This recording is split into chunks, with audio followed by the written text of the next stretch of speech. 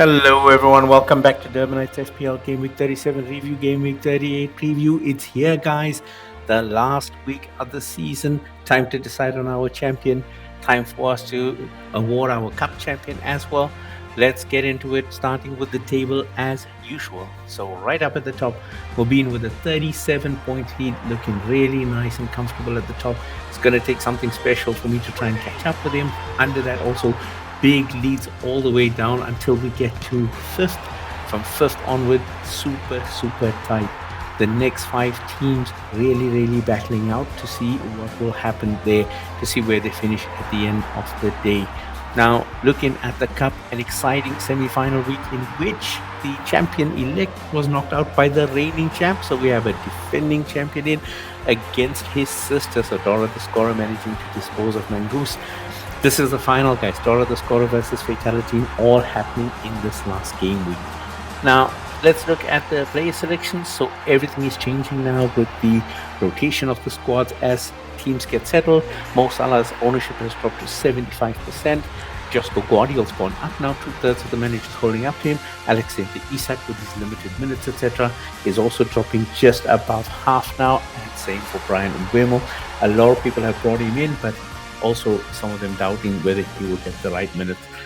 Two differentiators this week in what was a fairly low scoring week. Bernardo Silva coming in with a positive 11, one manager scoring from him, and Yohan Wissa, four managers having the opportunity to score on his 10 points.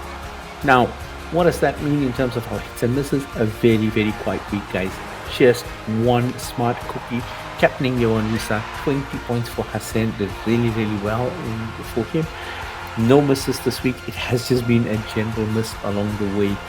Now, looking at the best possible selection in this kind of week, Raya would have got the number 1 jersey, just to get the back. Boldface, Milenkovic, and Levi Colwell making up the back line. Full up on the midfielders, Adama, Bowen, Bernardo getting the captaincy as well. And Dwight McNeil from Everton, no place for Harry Wilson, getting the bench this time. And up front, three strikers, Marmoush, Raul and Wissa, all of them scoring well this week. Sanchez is the backup keeper. Nico Williams and Livramento are the backup defenders. Eddie Howe was the only assistant manager played this week, but did not score as Newcastle lost to Arsenal, so no help from him there. Total points this week would have been 100 on the head with 118 using a bench boost, so not a fantastic week. But look at that team, 75.5, probably one of the cheapest teams we have seen on the best possible selection. So, not much to look at ahead. It's 1 week left, guys. These are the teams to target in terms of results going their ways. You're looking at Arsenal looking to finish off the season strong with Southampton. Kai Havertz is back as well. Saka might want to get some time out. Probably a good chance there if you're chasing. Bournemouth against Leicester. Bournemouth again coming back in the ascendancy. Maybe look at Evan Nilsson around that. Brentford, as usual, have finished off really strong this season. A good chance for them to go ahead with that as well. Newcastle against Everton. They are fighting for staying up in the top 5. That European race is super tight. West Ham against Ipswich. You got to back Bowen and the on-form West Ham guys to pull that result out of the bag. And then Wolves again may not win against Brentford, but Brentford haven't got the most fantastic defense, so look at some options there from Wolves as well, including Matthias Cunha. Now, being cautious with Chelsea and Forest going head-to-head in that European battle. Crystal Palace taking on the champs Liverpool. Everton going against Newcastle again. Fulham going up against Man City, still fighting for European spots. And then Notts Forest and Chelsea, of course, we've talked about that one.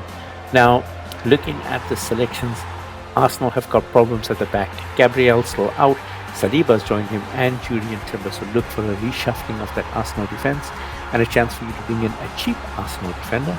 Lewis Hall still out for Newcastle, Stones out for City, Tarkowski and Branthwaite out for Everton. So chances for goals to go in against that back line.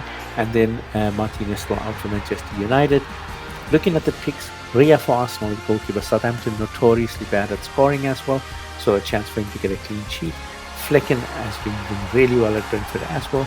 Kepa for Bournemouth as well, probably an easy game for them. Pope at Newcastle, and then Areola at West Ham. Looking at the defenders, Conor Bradley for Liverpool will for sure get a run in now as he looks to start cementing that place into going to the new season. Milos Kerkez for Bournemouth for his attacking ability, as is for Josko Guardiola and Milenkovic as well. Nouri, same story there. One Bissaka, also good on defense, also able to score and assist as we've seen, so a good fixture to bring him in. And then Kukurea has been banging in goals recently, so don't know whether he'll do it against Forest, but we have to include him based on his form.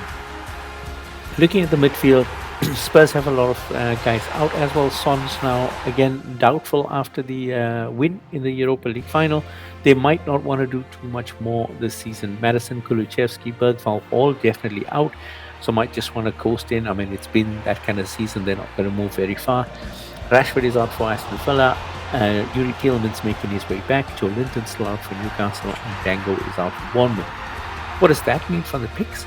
Mo Salah, last chance for him to really seal this golden boot for this season. Saka and Rice and Martinelli, because of the injuries that they've had, these guys probably looking to make a run out. Southampton, notoriously slow to get back, a chance for them to really drill it in this last week of the season. I do favour Arsenal to finish big. Brennan Johnson, the goal scorer from the Europa League final, would definitely favour him for Spurs. White McNeil at Everton has been doing really well last 3 weeks consistently. De Bruyne in his farewell game at Manchester City. Mbeumo as well, we've discussed with these penalties for sure. Rodgers and Asensio for Aston Villa as they take on a Manchester United side that have now lost the European final. Not sure whether they're in the mood to actually do something special this week. And then Cole Palmer, Chelsea going up against Nottingham Forest. They do need a performance from Cole Palmer. If you have him, possibly good to keep him. I wouldn't transfer him in though for the last one. We maybe hope he does better next season. Now looking at the forwards, Gabi Jesus still out for Arsenal, João Pedro, Rodrigo Muniz as well. Jorgen Strand Larsen is doubtful for Wolves. Nicholas Jackson still suspended, so he's out for this season. Isak is doubtful. He is definitely going in for knee surgery in the off-season, and I think they just don't want to exacerbate that and make it a long recovery. Callum Wilson might start there, but Isak, I think, will probably get some minutes, especially if they are in trouble and need to get that win. And then Jamie Vardy, he made his 200th appearance for Leicester. He scored his 100th goal for Leicester. He's now the leading goal scorer for Leicester in their history. And I think that's where it's done for him. He's still there, but he probably will not even be on the squad for this last game. Don't know if you want to take a chance on him. So that's why he's doubtful. He's not injured. It's just that he might not get to play because they want to end it on a very round figure from 100 goal in 200 games. Now, Alexander Isak, again, is a pick because of his form, especially if he plays, but I wouldn't bring him in because it is a doubt on how many minutes he will get. Matthias Cunha, Wissa, these guys definitely good. Wissa coming up 10 last week, and the week before he scored as well. He's definitely picking up off Mbuemo's feed as well. Then you've got Matthias Cunha. He has not done well blank the last 2 weeks, but always a goal threat. Ollie Watkins from Aston Villa showed how good he can be as well. So a chance for him to also score this week as they chase their own European qualification against the Manchester United side that has been leaky. Kai Havertz is back at Arsenal now. Here's a chance for him to actually grab some goals to finish off a very disappointing season for him.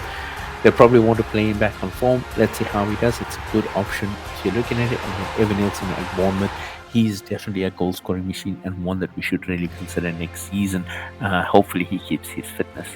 So with that, let's look at the assistant manager. So if you still have that chip, if you're still playing that chip at this moment in time, guys, we don't have chip strategy this week. Whatever chip you have, play it. Looking at how I would rank that in terms of prioritization, if you've got all your chips still, which is crazy, definitely triple captain first. If you've got a good bench, go with a bench boost because that can really help as well and spread that. If you don't have that, then look for a free hit to try and bring in all those that are targeting the weak teams this week, or if you have a wild card as well. And then right at the bottom is the assistant manager. So if you don't have any other ones and you do have an assistant manager chip, play it. And these are the managers that will probably bring out the wins there. Arteta from Arsenal, you're looking at least 10. If he gets the win and gets a few goals and a clean sheet, it's 8 to 10 that he can get there. Then Frank from Brentford, Iraola from Bournemouth, Howe from Newcastle, and Potter from West Ham. That's the ranking that we have. You go for it based on your budget as well.